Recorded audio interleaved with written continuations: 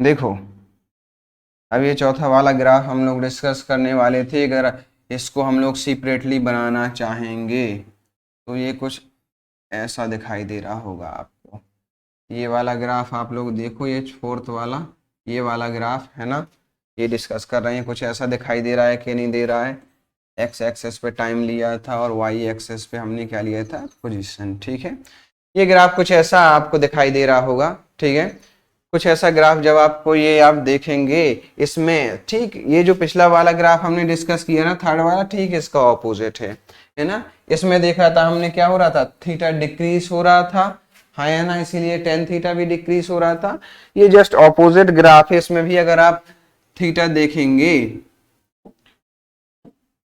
देखो यहाँ पे अगर आप थीटा देखेंगे तो आपको अप्रोक्स 30 डिग्री मिल जाएगा। कितना?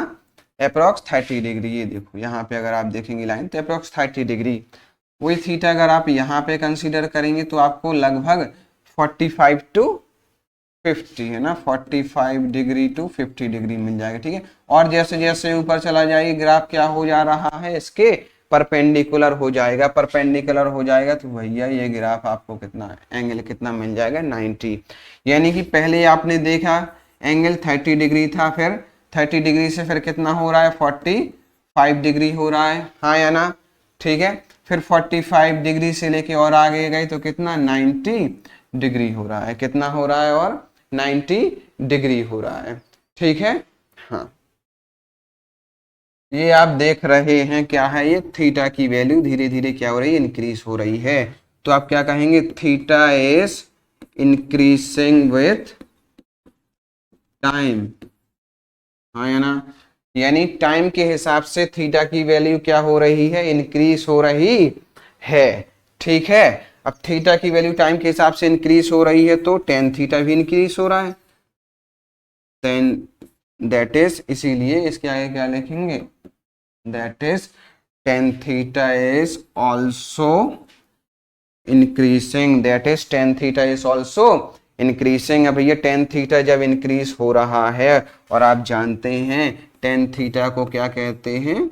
स्लोप कहते हैं, यानी कि परपेंडिकुलर बाय बेस। यानी कि क्या है? डिस्प्लेसमेंट परपेंडिकुलर में, बेस में क्या है? टाइम, और डिस्प्लेसमेंट बाय टाइम क्या हो गया है? आपकी वेलोसिटी, हाँ या ना? क्या हो गया है? वेलोसिटी। इसका मतलब क्या है? टेन थीटा बढ़ रहा है। टेन थीटा क्या हो रहा है? बढ़ रहा है। ये देखो इंक्रीज हो रहा है टेन थीटा। ठीक है, देख पा रहे हैं ना? अब टेन थीटा क्या हो गया? इंक्रीज हो गया, यानी कि स्लोप आपका इंक्रीज हो गया। यानी कि डिस्टेंस अपॉन टाइम का जो रेशियो है क्या होता है? वेलोसिटी होता है। वो क्या हो गई आपकी? इंक्रीज हो गई, हाँ या ना? ठीक है, वेलोसिटी इंक्रीज हो गई। इसका मतलब क्या है? जैसे जैसे थीटा इंक्रीज हो रहा है वैसे वैसे वेलोसिटी भी इंक्रीज हो रही है। जब वेलोसिटी इंक्रीज हो रही है आपको साफ साफ दिख गया। तो ये कौन सा मोशन है? यूनिफॉर्म की नॉन यूनिफॉर्म?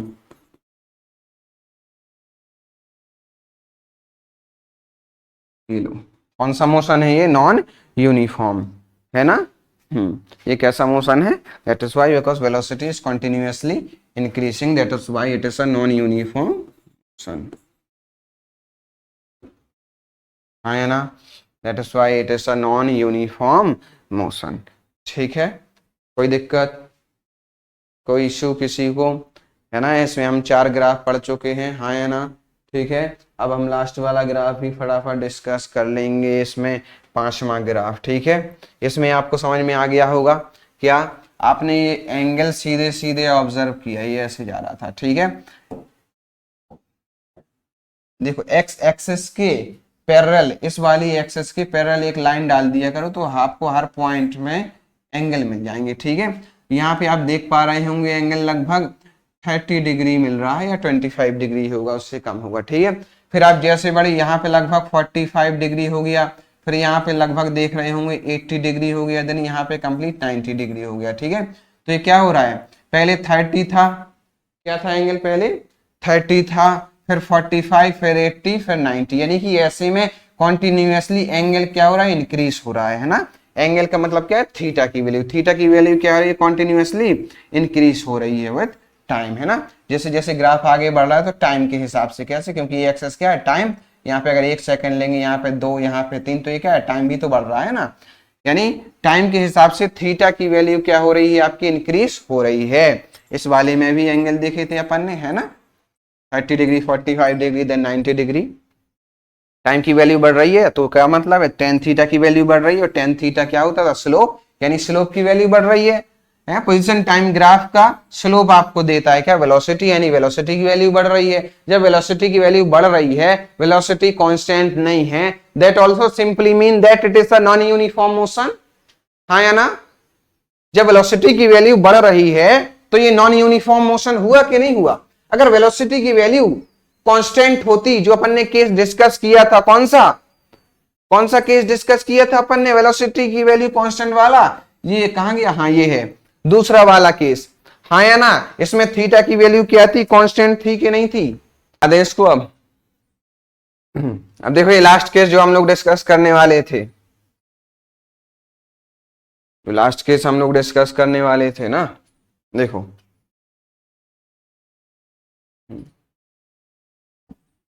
फिफ्थ वाला, ये वाला केस हम लोग डिस्कस करने वाले हैं, ठीक है। और यहां पे आपको साफ साफ दिखाई दे रहा होगा थीटा की वैल्यू, टाइम क्या है आपका, पोजीशन, ठीक है। यहाँ पे थीटा की वैल्यू आपको साफ साफ दिखाई दे रही होगी, यहाँ पे भी आप अगर इसको एक्सपेंड कर दें तो ये देख लेंगे, है ना। थीटा की वैल्यू 90 है या ग्रेटर देन 90 है इसमें, इस तरीके से या कुछ, ठीक है। हाँ, थोड़ा कम है, अपन ने ज्यादा लिटा दिया है, इसको कम लिटाओ थोड़ा।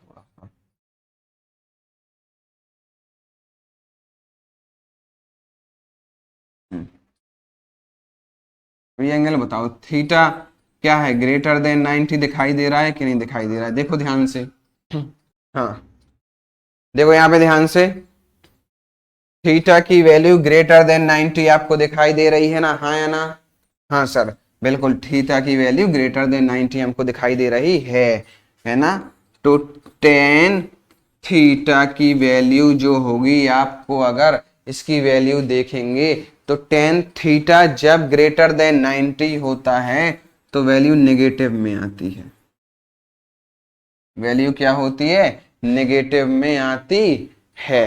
क्लियर है, हाँ या ना। वैल्यू कैसी आती है, ग्रेटर देन 90 होती है तो नेगेटिव में टेन थीटा की वैल्यू आपको देखने को मिल जाएगी, ठीक है। जब आप टेन थीटा की वैल्यू नेगेटिव में देखेंगे, यानी कि आपकी, अच्छा ये एंगल क्या चेंज हो रहा है या कांस्टेंट है, वैल्यू नेगेटिव में है, लेकिन क्या ये एंगल हर सेगमेंट पे आपको कांस्टेंट दिखाई दे रहा है, हाँ या ना। तो टेन थीटा की वैल्यू नेगेटिव तो है बट कांस्टेंट, कैसी है, नेगेटिव तो है लेकिन कैसी है, कांस्टेंट है। यानी कि टेन थीटा से आपको पता था क्या होता है, स्लोप, हाँ या ना, स्लोप होता है, और क्या होता है, परपेंडिकुलर बाय बेस। और इस ग्राफ के हिसाब से अगर देखेंगे तो परपेंडिकुलर एक्सेस पे क्या लिखा है अपन ने, पोजीशन यानी कि डिस्प्लेसमेंट, और बेस पे क्या लिखा है, टाइम। जब डिस्प्लेसमेंट बाई टाइम से हम लोगों को वेलोसिटी मिल रहा है, क्या दिक्कत है, वेलोसिटी मिल गया। अब वेलोसिटी मिल गया लेकिन कैसा मिल गया, कांस्टेंट मिल गया और नेगेटिव मिल गया। इसका मतलब क्या हुआ कि जो इस ग्राफ की, इस वाले ग्राफ से जो वेलोसिटी मिल रही है वो कैसी है, नेगेटिव है, बट कांस्टेंट। क्लियर है। और जब नेगेटिव एंड कांस्टेंट है वेलोसिटी, तो क्या ये यूनिफॉर्म मोशन हुआ या नॉन यूनिफॉर्म मोशन हुआ,